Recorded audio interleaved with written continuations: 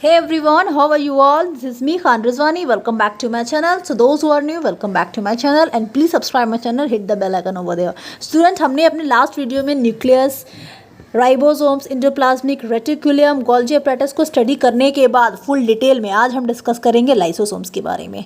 तो लाइसोसोम्स होता क्या स्टूडेंट? ये बेसिकली एक सेल ऑर्गेनल है, ऑफ कोर्स सेल के अंदर प्रेजेंट है, लिविंग है ये, और ये आप ऐसे कह सकते हो lysosomes is a cleaning agent of cell. Cell की जितनी भी साफ सफाई करनी होती है सेल के अंदर की या सेल के बाहर की, ये लाइसोसोम्स को जिम्मेदारी दी गई है। अब देखो लो स्टूडेंट, लाइसोसोम्स के बहुत सारे नेम होते हैं। ये इन्हें डिस्पोजल यूनिट भी कहा जाता है ना, इन्हें रिसाइकलिंग सेंटर्स भी कहा जाता है। लाइसोसोम्स को सुसाइडल बैग्स भी आप कह सकते हैं, आइटम बॉम्ब्स भी कह सकते हैं, डाइजेस्टिव बैग भी कह सकते हैं। तो इतने सारे नाम क्यों पड़े, सब एज अ फंक्शन में डिस्कस करूंगी, डोंट वरी, बस वीडियो में बने रहें। लाइसोसोम्स को हम सेलुलर हाउस कीपर भी कह सकते हैं, स्कैवेंजर्स भी कह सकते हैं, डिमोलिशन स्क्वाड्स भी कह सकते हैं। सी स्टूडेंट, ये लाइसोसोम्स है, ठीक है। सेल ऑर्गेनल में बहुत एक छोटा स्ट्रक्चर है, लेकिन मैंने यहाँ पे इन लार्ज फॉर्म में बनाया है। This is lysosomes. ये एक मेम्ब्रेन बॉन्ड ऑर्गेनल है, इनका ये मेम्ब्रेन है ना, और ये लिपिड लेयर है। लाइसोसोम्स के अंदर एंजाइम्स प्रेजेंट है स्टूडेंट, सब डिस्कस करूँगी, डोंट वरी। ये एंजाइम है लाइसोसोम्स के अंदर, और ये ल्यूमेन है जो फ्लूइड से भरे हुए हैं, और ये लाइसोसोम्स के बाहर ट्रांसपोर्ट प्रोटीन है। चलिए लाइसोसोम्स को प्रॉपरली समझते हैं। लाइसो मतलब होता है स्टूडेंट स्प्लिटिंग या डाइजेस्टिव, है ना, या डाइजेशन आप बोलो। लाइसो मतलब स्प्लिटिंग, डाइजेशन बोलो या डाइजेस्टिव बोलो। सोमा मतलब होता है स्टूडेंट बायोलॉजिकल टर्म में बॉडी। बायोलॉजी अगर समझना है स्टूडेंट तो आप उनके वर्ड को समझो। वर्ड को अगर आपने अंडरस्टैंड कर लिया तो डेफिनेशन ऑटोमेटिकली आप समझ जाओगे। सी, लाइसो मतलब स्प्लिटिंग, सोमा मतलब बॉडी, मतलब splitting body. See, it is membrane bound organelle, है ना, ये एक मेम्ब्रेन बॉन्ड ऑर्गेनल है, इनका एक अपना पर्टिकुलर मेम्ब्रेन है। ये स्फेरिकल सैक मतलब समझ लो थैली, एक बैग समझ लो, sac like structure. It is filled with digestive enzymes, protein and lipids. Lysosomes जो है स्टूडेंट ये डाइजेस्टिव एंजाइम से भरा हुआ है, और साथ में प्रोटीन भी होते हैं और लिपिड्स भी होते हैं। और कौन सा digestive enzymes? Hydrolytic enzyme, precisely अगर कहूँ तो हाइड्रोलाइटिक एंजाइम्स। देखो स्टूडेंट, लाइसोसोम्स में सिर्फ हाइड्रोलाइटिक एंजाइम्स प्रेजेंट नहीं है स्टूडेंट, लाइसोसोम्स में तो 60 डिफरेंट एंजाइम्स प्रेजेंट हैं। सोच लो भैया, 60 अलग एंजाइम्स प्रेजेंट हैं। लेकिन बेसिकली जिस एंजाइम के बारे में हम बात करने वाले हैं टुडे वो है हाइड्रोलाइटिक एंजाइम्स, ठीक है। और यही हाइड्रोलाइटिक एंजाइम्स के मौजूदगी में, मतलब इनके प्रेजेंस में, लाइसोसोम्स अपने बॉडी में जो भी खराब चीज़ें होती हैं उन्हें खा जाता है, इनगल्फ कर लेता है, और इस तरह से सेल को क्लीन करता है। सी, टाइप्स ऑफ गोल्जी वेसिकल्स। तो लाइसोसोम्स है क्या? This is a type of Golgi vesicle, मतलब ये गोल्जी वेसिकल से इमर्ज होते हैं। मैंने गोल्जी बॉडी के बारे में जब डिस्कस की थी तो ये मैंने डिस्कस किया था कि गोल्जी बॉडी से वैक्यूल भी निकलता है और लाइसोसोम्स भी निकलते हैं। अगर आपने नहीं देखा है तो आप सेल प्लेलिस्ट में जाकर एक्सेस कर सकते हैं, वहाँ आपको फुल डिटेल में मिल जाएगा ये। मतलब इससे ये समझ में आता है स्टूडेंट, अगर गोल्जी बॉडी ना होती तो लाइसोसोम्स का भी फॉर्मेशन नहीं होता। क्यों? बिकॉज लाइसोसोम्स क्या है? एक गोल्जी वेसिकल्स ही तो है। See, it is distributed in cytoplasm formed by the process of packaging in the Golgi apparatus. बता चुकी हूँ, ये साइटोप्लाज्म में डिस्ट्रीब्यूटेड है लाइसोसोम्स, और लाइसोसोम्स का फॉर्मेशन किससे होता है? गोल्जी अपैरेटस से होता है। जब गोल्जी अपैरेटस प्रोटीन को पैक करके जब खुद में से बाहर निकालता है, सेल के अंदर देता है ना, तब ये लाइसोसोम्स का फॉर्मेशन होता है। अब इसके बारे में मैंने फुल डिटेल में डिस्कस की थी गोल्जी बॉडी में, आप प्लेलिस्ट में जाकर एक्सेस कर सकते हैं। नाउ सी स्टूडेंट, अब यहाँ पर मैंने बात की, it is a membrane bound organelle. Short tricks, short tips बता रही हूँ स्टूडेंट। जितने भी मेम्ब्रेन बॉन्ड ऑर्गेनल हैं, मतलब सेल के अंदर जितने भी ऑर्गेनल हैं और जिनका मेम्ब्रेन बॉन्ड है, जिनका अपना मेम्ब्रेन है, वो सारे यूकैरियोटिक्स में प्रेजेंट होंगे, वो सारे यूकैरियोटिक सेल में प्रेजेंट होंगे। और जिनके भी ऑर्गेनल में मेम्ब्रेन बॉन्ड है वो प्रोकैरियोटिक में एब्सेंट होंगे। तो तो बहुत इजी है। लाइसोसोम्स क्या है, एक मेम्ब्रेन बॉन्ड ऑर्गेनेल है, तो ऑफ कोर्स ये यूकैरियोटिक सेल में प्रेजेंट होगा, है ना, और एब्सेंट होगा प्रोकैरियोट्स में, क्योंकि प्रोकैरियोटिक सेल में मेम्ब्रेन बॉन्ड ऑर्गेनेल नहीं पाया जाता है। अब जितने भी ऑर्गेनेल हों student, nucleus membrane bound organelle है, तो ये प्रोकैरियोटिक में एब्सेंट होगा। चलिए भाई साहब, endoplasmic reticulum membrane bound organelle है, तो ये प्रोकैरियोटिक में एब्सेंट होगा, ठीक है।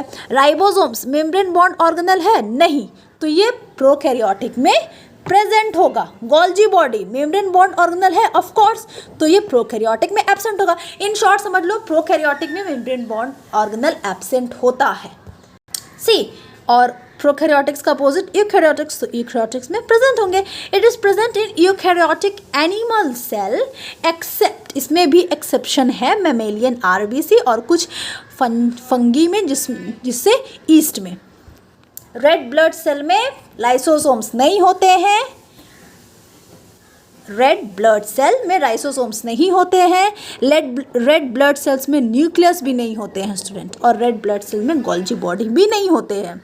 सी स्टूडेंट, अगर लाइसोसोम्स अच्छे से फंक्शन नहीं करेगा तो एक डिजीज़ है जिसे हम कहते हैं टे-सैक्स, ठीक है, प्रोनाउंसिएशन ध्यान से सुनना, टे-सैक्स, ओके।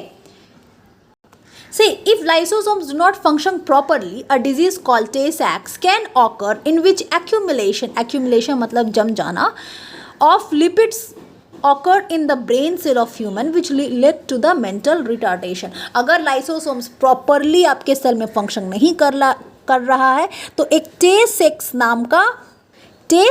नाम का डिजीज़ है।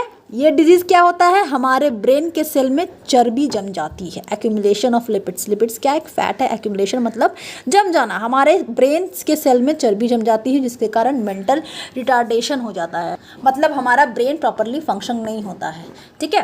देखो, in the absence of Golgi apparatus lysosomes would not be produce, बता चुकी हूँ, ना गोल्जी बॉडी रहता ना लाइसोसोम्स का फॉर्मेशन होता। तो देखो, हर ऑर्गेनल एक दूसरे से इंटरलिंक है स्टूडेंट, अगर वो ऑर्गेनल नहीं होता तो दूसरा ऑर्गेनल इफेक्ट हो जाता, दूसरे ऑर्गेनल का फॉर्मेशन होता ही नहीं।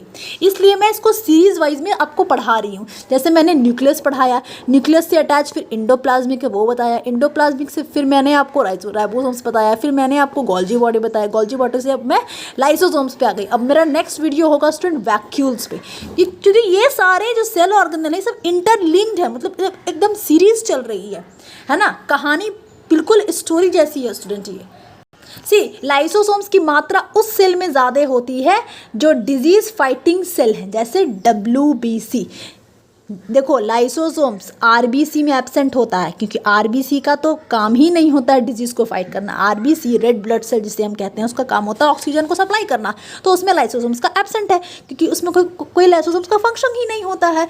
और लाइसोसोम्स का फंक्शन क्या है कि जितने भी सेल के अंदर जितने भी फटे सड़े गले खराब ऑर्गेनल होते हैं उनको वो खा जाते हैं, और सेल के बाहर जितने भी इन्फेक्शंस जर्म्स अटैक करते हैं सेल को, उन्हें भी वो खा जाते हैं। तो RBC का फंक्शन यही है स्टूडेंट कि वो सेल में जितने भी डिजीज़ हैं उनको फाइट करता है। इसलिए लाइसोसोम्स WBC में का फंक्शन ही है कि वो डिजीज़ को फाइट करता है, इसलिए लाइसोसोम्स की मात्रा वाइट ब्लड सेल में मतलब WBC में ज़्यादा होती है। आई होप आपको क्लियर हो गया होगा। और देखो, लाइसोसोम्स कंटेन 60 डिफरेंट एंजाइम्स, बहुत सारे एंजाइम्स प्रेजेंट होते हैं, लेकिन बेसिकली हम हाइड्रोलाइटिक एंजाइम्स के बारे में बात करेंगे, क्योंकि आप क्लास 9 सिलेबस में इसी के बारे में जिक्र है। तो चलिए स्टूडेंट, अब लाइसोसोम्स के फंक्शंस के बारे में डिस्कस करें। इसी लाइसोसोम्स का उतना डायग्राम आता नहीं है, बट आपको समझाने के लिए मैंने यहाँ पर डायग्राम ड्रॉ की थी। लाइसोसोम्स बेसिकली ये आता है, ये एक मेम्ब्रेन बॉन्ड ऑर्गेनल है, ये प्रोकैरियोटिक में प्रेजेंट है या नहीं, और इनके फंक्शंस क्या होते हैं। देखो, लाइसोसोम्स को मैंने बताया था कि ये सुसाइडल बैग, मतलब क्या, ये आत्महत्या की थैली है। तो देखो स्टूडेंट, कहानी क्या है। See, it is capable of destroying its own cell, ये अपने ही सेल को डिस्ट्रॉय करने की क्षमता रखता है। किसके हेल्प से? एंजाइम के हेल्प से। कौन से एंजाइम के हेल्प से? हाइड्रोलाइटिक एंजाइम के हेल्प से।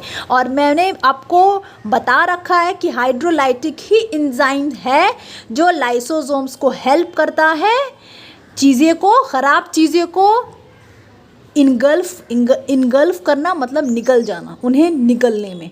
तो ना लाइसोसोम्स के अंदर स्टूडेंट हाइड्रोलाइटिक एंजाइम होता, ना लाइसोसोम्स किसी भी खराब चीज़ों को इनगल्फ नहीं कर सकता था। सी hydrolytic enzymes which are responsible for the destruction process, this happen when either the cell is aged or get infected by foreign agent like virus and bacteria। See, cell क्या है? एक लिविंग स्ट्रक्चर है ना। तो दुनिया में जितने भी लिविंग स्ट्रक्चर है उनका एक पर्टिकुलर लाइफ साइकिल होगा, मतलब एक पर्टिकुलर एज अटेंड करने के बाद उन्हें मरना है। ऐसा तो नहीं है कि सारे लोग अमर होकर आए हैं। जिंदगी है तो मौत तो निश्चित है ना। तो वैसे सेल का भी स्टूडेंट एक पर्टिकुलर टाइम के बाद आने के बाद वो सेल हमारा डाई कर जाता है, मर जाता है ना।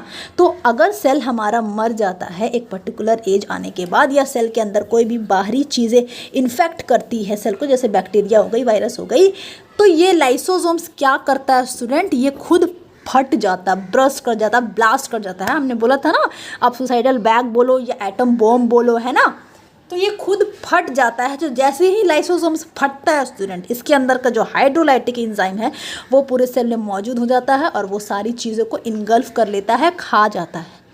इसलिए हम लाइसोसोम्स को सुसाइड बैग कहते हैं।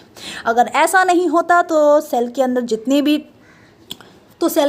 भी ख़राब चीज़ें हैं, जैसे मान लो सपोज कर लो माइटोकॉन्ड्रिया है, उनका भी एक अपना पर्टिकुलर, अगर सपोज कर लो वो फट गए हैं, टॉर्न हो गए या ख़राब हो गए या प्रॉपर फंक्शन नहीं कर रहे हैं, तो वो सेल को इन्फेक्ट करेंगे, है ना। समझ में आई? मतलब लाइसोसोम सबको वार्निंग देता है स्टूडेंट सेल के अंदर, भैया तुम अच्छे से काम करो वरना मैं तुम्हें खा जाऊंगा, निगल जाऊंगा। ठीक है। See lysosomes get activated. ये कब एक्टिवेट होता है student? In case of injury to the cell और डैमेज सेल, ओल्ड सेल या डेड सेल। देखो लाइसोसोम्स भैया ऐसे बैठे रहते हैं, ठीक है, वो सबको वार्निंग देते हैं सारे सेल ऑर्गेनल को, भैया तुम ढंग से काम करो, तुम अपना फंक्शन प्रॉपरली करो वरना मैं तुम्हें खा जाऊंगा, निगल जाऊंगा। तो ये जैसे ही देखते हैं स्टूडेंट के सेल को किसी बाहरी सब्सटेंस ने डैमेज किया है, मतलब कोई बाहरी एजेंट ने अटैक किया, जैसे वायरस, बैक्टीरिया, या सेल का इंजरी हो गया है, या सेल हमारा डैमेज हो गया, या सेल हमारा बूढ़ा हो गया, मतलब अब इनके जाने का टाइम या आ गया है, या सेल हमारा मर गया है, तो वैसे ही लाइसोसोम फटाक से एक्टिव होते हैं और खुद फट जाते हैं और इनके अंदर जो एंजाइम प्रेजेंट है वो सारे सेल ऑर्गेनल पे आ जाता है और उस एंजाइम की वजह से ये सारी चीज़ें निकल जाते हैं। This is how the lysosomes function in our cell and it is very important organelle, because without lysosomes cell में क्लीनिंग नहीं होती, जिसके कारण सेल हमारा इन्फेक्ट हो जाता। सी स्टूडेंट, हम लाइसोसोम्स को डिस्पोजर यूनिट क्यों कहते हैं? क्योंकि लाइसोसोम्स हमारे सेल में जितने भी डेड, डिकेइंग, खराब, फटे ऑर्गेनल हैं उन सबको क्लीन कर देता है ना। As they remove cellular debris. Debris का मतलब होता है स्टूडेंट मलबा। सेलुलर मतलब सेल के जितने भी मलबे हैं जो ख़राब हैं, सड़ गए हैं, अच्छे से फंक्शन नहीं कर रहे हैं, ख़राब हो गए हैं, बूढ़े हो गए हैं, मर गए हैं, as lysosomes remove worn out and poorly working cell organelle by digesting them to make way for their new replacement. In this way they remove cell debris. इन्हें डिस्पोजल यूनिट इसलिए कहा जाता है स्टूडेंट क्योंकि बहुत इजी है। Lysosomes में hydrolytic enzyme होते हैं। हाइड्रोलाइटिक एंजाइम्स क्या करते हैं? वो सेल के अंदर जो भी ऑर्गेनल है जो अच्छे से फंक्शन नहीं कर रहा, वर्क नहीं कर रहा है, जो पुअर हो गया है, जो फट गया है, उन्हें खुद में खा जाते हैं, निगल जाते हैं, और जिसके कारण हमारा सेल क्लीन हो जाता है। सेल के अंदर का जो ख़राब ऑर्गेनल है वो क्लीन हो जाता है और न्यू रिप्लेसमेंट होता है। फिर न्यू सेल का ऑर्गेनल का वहाँ ओरिजिन होता है। अब इससे स्टूडेंट रिसाइकलिंग सेंटर क्यों कहा गया? क्योंकि ये डाइजेस्ट करते हैं ख़राब चीज़ों को, वेस्ट प्रोडक्ट को, और फिर उसको रिसाइकल करते हैं सेल के अंदर। See because they digest and recycle waste inside the cell as lysosomes also use their hydrolytic enzyme to recycle the cell's own organic matter, है ना। मतलब लाइसोसोम्स के अंदर वही सेम सबका वही फंडा है यार, सबका मेन यही है कि इनके अंदर हाइड्रोलाइटिक एंजाइम है और ये फंक्शन करते हैं ये ख़राब चीज़ों को, सड़े सड़े गले जो प्रॉपर फंक्शन नहीं कर रहे हैं, जो फॉर्गन सेल। अच्छा ये मैं आपको बता दूं, सेल के बाहर भी जो बैक्टीरिया, वायरस अटैक करते हैं ना, तो सेल के बाहर की चीज़ों को भी लाइसोसोम्स क्लीन करता है। अब इनका एक प्रोसेस है, उस प्रोसेस से वो क्लीन करता है, वो प्रोसेस आप क्लास 11th में पढ़ोगे। और सेल के अंदर ये कौन से प्रोसेस से क्लीन करता है, उसका नाम है स्टूडेंट ऑटोफैगी। ऑटो मतलब सेल्फ, ऑटो रिक्शा होता है ना, मतलब सेल्फ स्टार्टर। तो ऑटो मतलब बायोलॉजी के लैंग्वेज में सेल्फ, और इंग्लिश में भी ऑटो मतलब सेल्फ ही होता है। फैगी मतलब ईट, मतलब ये खुद खा जाते हैं उसको। सी सेल्फ फैगी क्या है? It is a process in which cytoplasmic component and organelle are sent to lysosomes by cell for digestion. मतलब स्टूडेंट सेल के अंदर जितने भी खराब ऑर्गेनल हैं, खराब हो गए हैं, जो अच्छे से फंक्शन नहीं कर रहे हैं, तो वो सब क्या होता है, सेल क्या करता है, वो सारे ऑर्गेनल को लाइसोसोम्स के पास भेज देता है और लाइसोसोम्स उसको निगल लेता है। ठीक है, हाइड्रोलाइटिक एंजाइम्स के थ्रू उसको पचा लेता है, खुद में निगल लेता है, और इस प्रोसेस को हम कहते हैं ऑटोफैगी, मतलब सेल्फ ईट, है ना।